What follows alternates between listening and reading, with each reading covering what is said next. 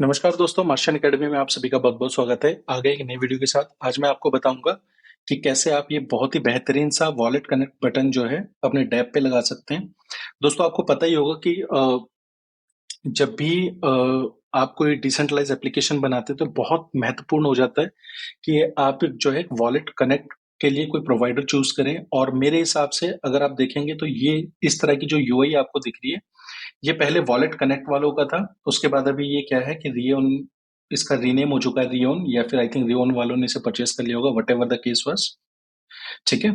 तो अब इसके फीचर्स क्या-क्या हैं और मेरी माने अगर आप एक वेब3 डेवलपर हैं, कोई व जो है डैप बना रहे हैं, तो इस तरह का वॉलेट कनेक्ट बटन आप ज़रूर यूज़ कीजिए क्योंकि इस बटन से ना सिर्फ आप एक वॉलेट को कनेक्ट कर पाएँगे अपनी डैप से, बल्कि इसके अलावा इसमें बहुत सारे फीचर्स हैं। सपोज़ किसी के पास मेटामास्क नहीं है, तो यूज़र अपनी email ID continue with Google यानी गूगल जीमेल से भी बना सकता है, ट्विटर से भी बना सकता है, डिस्कॉर्ड और भी बहुत सारे इसमें प्रोवाइडर्स हैं। गिटहब से भी लॉगिन कर सकता है और लॉगिन करते ही जो है यूज़र को क्या होगा कि इनबिल्ट एक वॉलेट बन जाएगा। तो सबसे पहले मैं आपको कनेक्ट करके दिखाता हूँ। मेटामास्क से सपोज़ मैंने कनेक्ट किया, तो 1 सेकंड ये देखते हैं।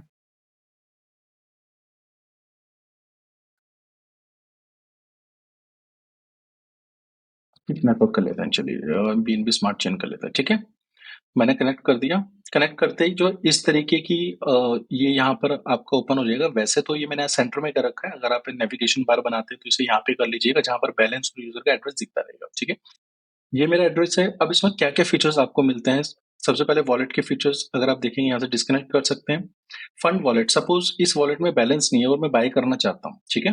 तो बाय करने के लिए मेरे पास बहुत सारे ऑप्शंस इसमें मिल जाएँगे credit card, debit card, PayPal, ठीक है? आईएनआर में बाय करना चाहते हैं, यूएसडी में बहुत दुनिया के ऑलमोस्ट सारे जो हैं पेजेस में मिल जाएँगे जहाँ से आप बाय कर सकते हैं, ठीक है? Wallet address already connected wallet address यहाँ पर है, credit card, debit card, PayPal, skrill ये बहुत सारे ऑप्शंस यहाँ पे सपोर्ट करता है। तो मतलब अगर फिएट से आप क्रिप्टो बाय करना चाहते हैं, तो यहीं से इनबिल्ट आपको ये फंक्शनैलिटी इसी वॉलेट कनेक्ट बटन में आपको मिल जाएगी, ठीक है? अब इसके अलावा रिसीव फंड्स ये तो बड़ा स्टैंडर्ड सा है, रिसीव करना चाहते हैं क्यूआर कोड भेज दीजिए, कॉपी एड्रेस करके भेज दीजिए। यूज़र आपको सेंड करेगा तो इस वॉलेट पे जो है, जो भी कनेक्टेड वॉलेट है रिसीव हो जाएगा फंड, ठीक है? ये सेंड के लिए ये भी बहुत आसान है।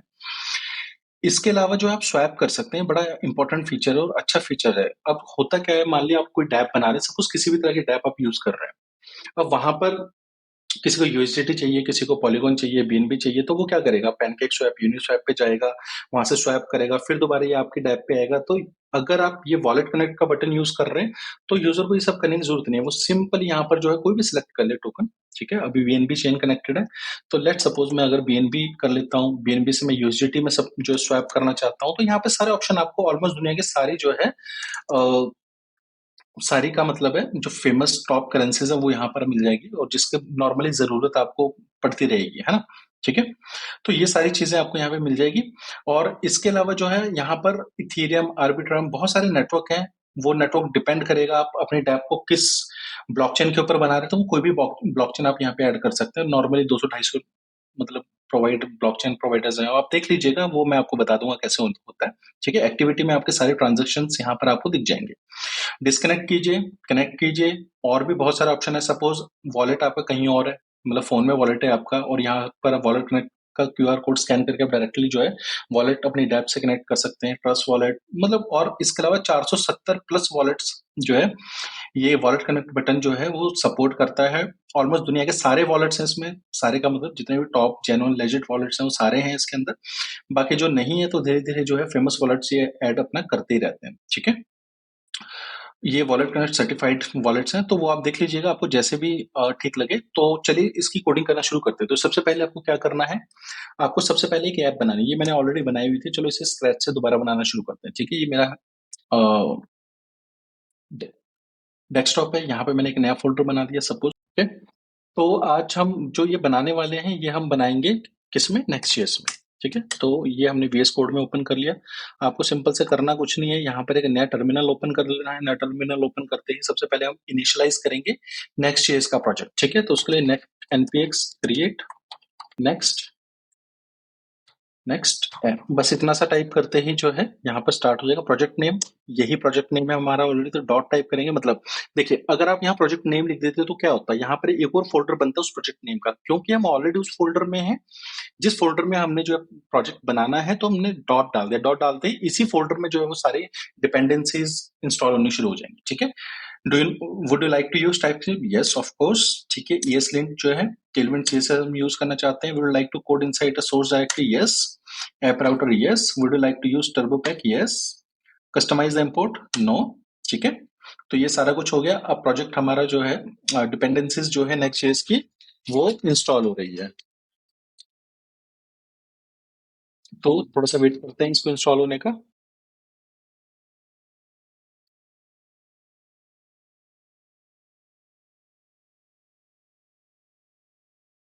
ओके, ये सब इंस्टॉल हो चुकी है।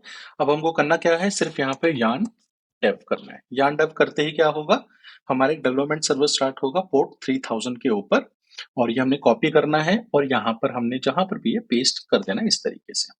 ठीक है, पेस्ट करते क्या होगा, ये नेक्स्ट ऐप का जो डिफॉल्ट बॉयलर प्लेट थी उसका जो कोड था वो यहाँ पर हमें जो है वो दिखना शुरू हो गया डिफॉल्ट पेज। ओके, अब हमें नेक्स्ट क्या करना है, सबसे पहले आपने जाना है रियोन के ऊपर। तो मैं इसको आपको दिखाता हूँ कैसे दिखेगा। सपोज मैंने लॉग आउट कर दिया, ठीक है, तो आपको क्या करना है, रियोन कॉम के ऊपर जाना है। रियोन डॉट कॉम के ऊपर आप जैसे जाएंगे, लॉगिन करना है। लॉगिन करना या साइन अप करना बहुत आसान है। अगर गूगल अकाउंट है तो 2 मिनट में आप बस इसे क्लिक कीजिए और ये सारा आपका आराम से जो है लॉगिन हो जाएगा। अगर आपके पास गूगल अकाउंट नहीं है तो ईमेल और पासवर्ड से भी आप कर सकते हैं। आप लॉगिन करते ही इस तरीके से जो है ये डैशबोर्ड ओपन हो जाएगा। क्योंकि मैंने एक टेस्टिंग का प्रोजेक्ट यहाँ पे बनाया था तो ये टेस्ट प्रोजेक्ट दिख रहा है, अदरवाइज यहाँ पर क्रिएट प्रोजेक्ट का आपका आ जाएगा। ठीक है, तो क्रिएट अ न्यू प्रोजेक्ट करते हैं, लेट सपोज टेस्ट ऐप कर देते हैं। ठीक है, ये हमारा, आप कुछ भी नाम रख लीजिए। बाय कन्वेंशन तो खैर क्या कह सकते हैं, कोई ऐसी कन्वेंशन नहीं है। बाय स्टैंडर्ड क्या है कि आप वो नाम रखें अपने प्रोजेक्ट का जो ऑलरेडी आप अपने जो आपका एक्चुअल प्रोजेक्ट प्रोजेक्ट है उसका नाम आप रख लीजिए। जैसे अब ये नेक्स्ट जेएस का मैंने रियम टेस्ट लिखा है, तो लेट सपोज मेरा एक्स वाई जेड प्रोजेक्ट का नाम होता तो मैं एक्स वाई जेड इसका फोल्डर का नाम रखता। इसी तरीके से एक्स वाई जेड जो है वो मेरा रियोन के ऊपर भी प्रोजेक्ट का नाम रख लेता। तो ये मतलब बेस्ट प्रैक्टिस है कि अगर आप ऐसा करें। ठीक है, तो इसका नाम भी लेट सपोज रियोन टेस्ट रख लेते हैं। क्रिएट करेंगे, क्रिएट करते ही इस तरह का डैशबोर्ड ओपन होएगा। ये आपकी प्रोजेक्ट आईडी है दोस्तों, ये बहुत इंपॉर्टेंट है। अब हमें क्या करना है, सबसे पहले हम इंटीग्रेट कर देंगे ऐप किट एसडीके को। अब इसमें दो एसडीके आते हैं, एक ऐप किट आता है, एक वॉलेट एसडीके आता है, वॉलेट किट बेसिकली। अगर आप डिसेंट्रलाइज वॉलेट बनाना चाहते हैं तो आप डिसेंट्रलाइज वॉलेट भी बना सकते हैं। क्योंकि अभी हम डैप बना रहे हैं तो हम ये ऐप किट एसडीके पे हमने सिलेक्ट करना है। ठीक है, तो अभी नेक्स्ट ईयर का प्रोजेक्ट है, रिएक्ट में बना रहे हैं, तो इस पे क्लिक कीजिएगा, डॉक्यूमेंटेशन इस पे, नेक्स्ट ईयर में तो इस पे, बाकी सारा है आप देख लीजिएगा। तो हम इसे ओपन कर लेते हैं नई विंडो में। नई विंडो में ओपन करते ही हमें क्या क्या करना है, सबसे पहले यहाँ पे पूरा डॉक्यूमेंटेशन है। ठीक है, सेटअप कैसे करना है, एआई से भी आप सेटअप कर सकते हैं, बहुत आसान है। तो अभी हम मैनुअल सेटअप में आपको करके दिखाऊंगा ताकि आपको सारी चीजें पता चल जाए। एनपीएम का यूज कर रहे हैं तो ये किया हमने, एक नया टर्मिनल ओपन कर दिया और इसको कर दिया हमने इंस्टॉल। ओके, तो ये हो चुका है इंस्टॉल। नेक्स्ट हमने क्या करना है, अब हमने जो है कॉन्फ़िगरेशंस करनी है। सबसे पहले हम क्या करेंगे, अब एक बारी डॉक्यूमेंटेशन ना जरूर पढ़ लीजिएगा। ठीक है, तो सबसे पहले हम वैगमी का सेटअप करेंगे। अगर आपको नहीं पता वैगमी क्या है तो यहाँ पर जाइए, वैगमी डॉट एस एच पर। यहाँ पर आपको पूरा पता चल जाएगा। मोटा मोटा मैं आपको बता देता हूँ। इथरजेस का आपको पता होगा, जैसे ब्लॉकचेन का डेटा फेच करने के लिए, ट्रांजैक्शन प्रोसेस करने के लिए इथरजेस का एक जावास्क्रिप्ट लाइब्रेरी है टू कनेक्ट और टू इंटरेक्ट विद ब्लॉकचेन। ठीक है, इसी तरीके से वैगमी भी है। वैगमी का बेनिफिट क्या है, ये पूरी तरीके से टाइप सेफ है। ठीक है, बाकी देख लीजिएगा मेरे, क्योंकि मैं इथरजेस ही यूज करता था, बट मेरे को वैगमी ज्यादा सही लगा। इजी डॉक्यूमेंटेशन है तो मैं वैगमी यूज करता हूँ, और आई थिंक आपको भी शायद करना चाहिए। एज अ डेवलपर जो है आपको लेटेस्ट टेक के साथ हमेशा इंटीग्रेट करना चाहिए अपने आप को, तो Vagmi is the best option I think. ठीक है, तो सबसे पहले हमने क्या किया, अब हमें क्या करना है कि हमने एक वैगमी की कॉन्फ़िग फाइल बनानी है। ये इसका कोड है, बहुत सिंपल है, कुछ ज्यादा नहीं करना। ठीक है, तो हम क्या करेंगे, अपने सोर्स में जाएंगे, सोर्स में हमने कॉन्फ़िग का एक फोल्डर बना देंगे, बहुत सिंपल। ठीक है, कॉन्फ़िग में हमने क्या करना है, उसके बाद रियोन या वैगमी कॉन्फ़िग करते हैं, वैगमी config डॉट, ठीक है, यहाँ पे इसे पेस्ट कर दिया, बहुत सिंपल। उसके बाद हमें क्या चाहिए, प्रोजेक्ट आईडी चाहिए। अभी प्रोजेक्ट आईडी कहाँ से मिलेगी, जो रियोन के डैशबोर्ड था, डैशबोर्ड पे ये जो प्रोजेक्ट आईडी है, ये है वो प्रोजेक्ट आईडी। अब चाहे तो हार्ड कोड कर दीजिए, पर बेस्ट जो है प्रैक्टिस क्या होती है कि आप इसे जो है एनवायरनमेंट वेरिएबल में डालें, ठीक है? डॉट env पे जाएँगे और dot env sorry root project में आपने डॉट env बनाना है प्रोजेक्ट के रूट में। उसके बाद ये जो है वेरिएबल का नाम सेटअप करना है क्योंकि यहाँ पर ये नाम है, बाकी आप जो चाहे नाम वो रख सकते हैं, बस नेक्स्ट पब्लिक आगे लगाएँगे तो ये जो वेरिएबल है वो पब्लिकली ओपन हो जाएगा, ठीक है?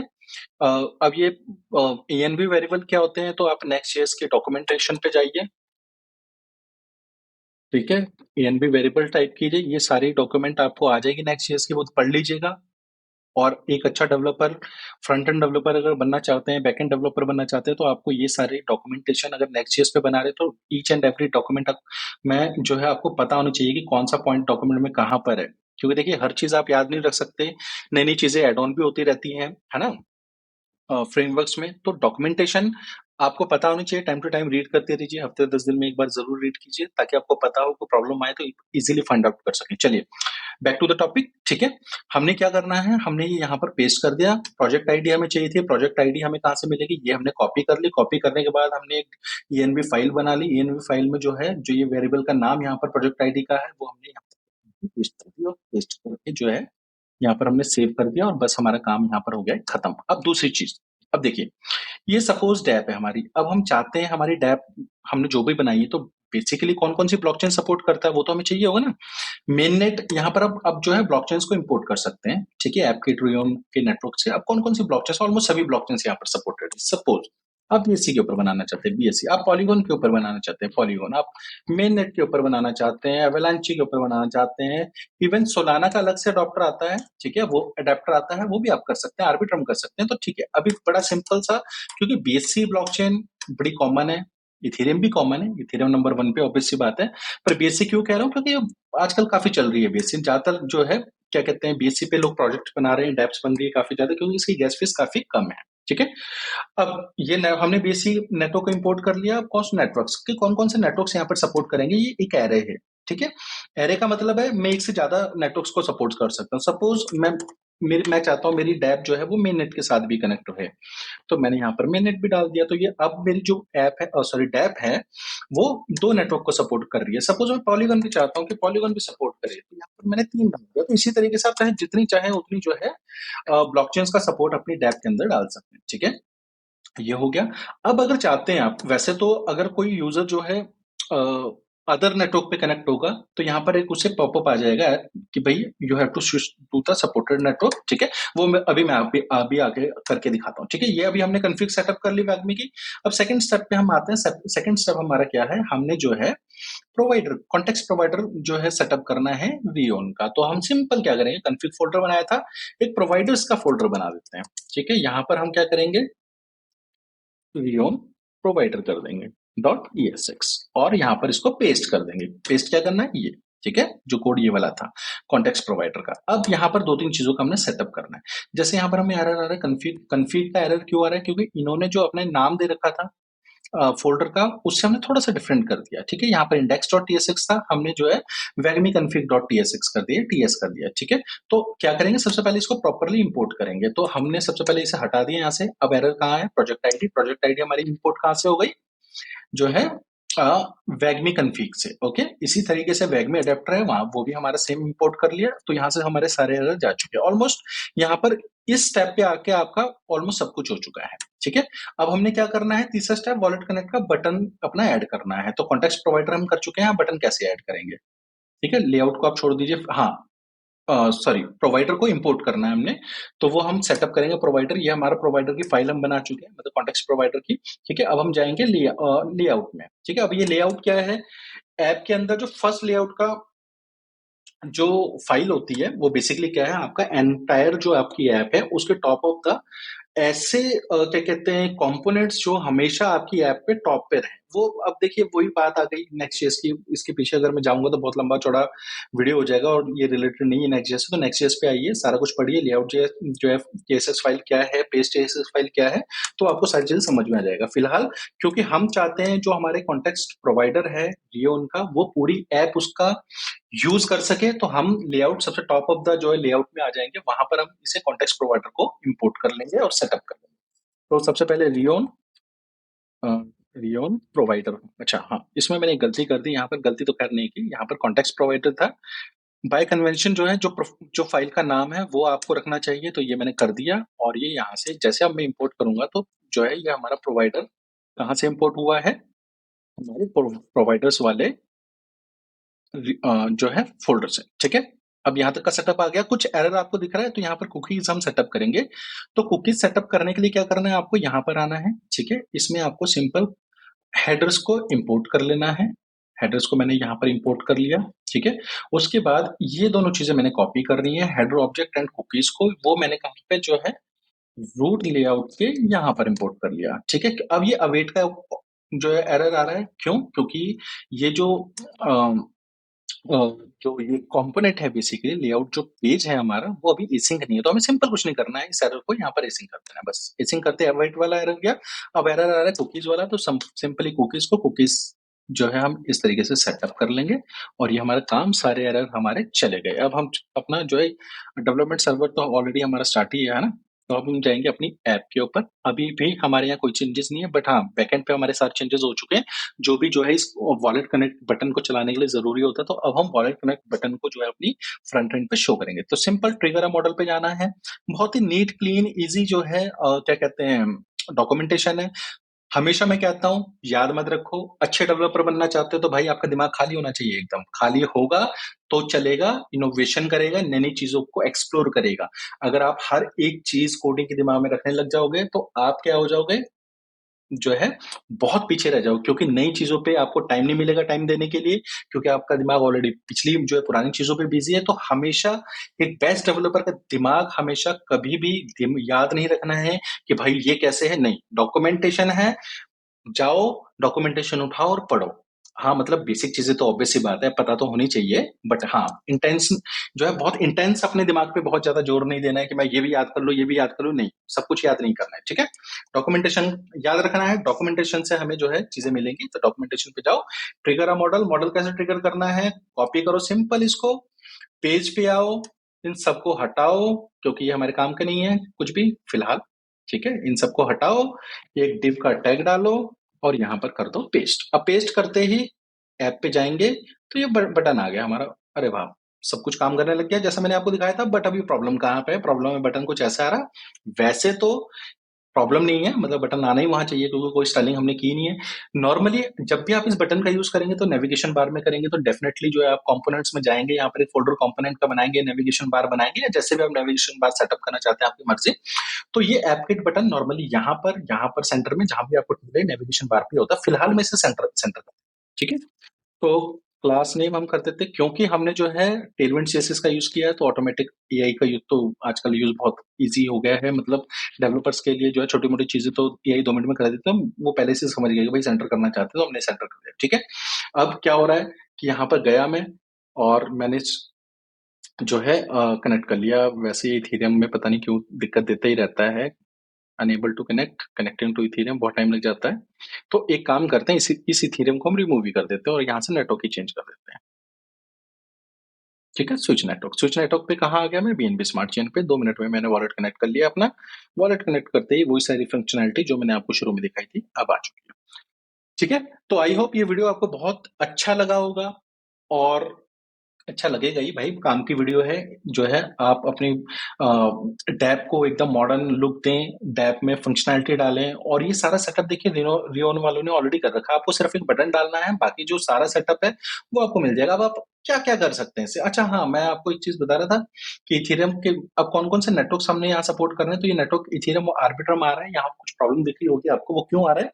क्योंकि वैगमी जो कन्फी अच्छा ये मैंने फ़ोल्डर ऐप में बना दिया, जबकि एक्चुअल में इसको यहाँ पे होना चाहिए था बाहर, ऐप के बाहर बनाओ कॉन्फ़िग वाला फ़ोल्डर, ठीक है? प्रोवाइडर में ये थोड़ी-सी प्रॉब्लम आएगी, तो ये ऐप नहीं है बेसिकली, ये ऐसे आ जाएगा, ठीक है?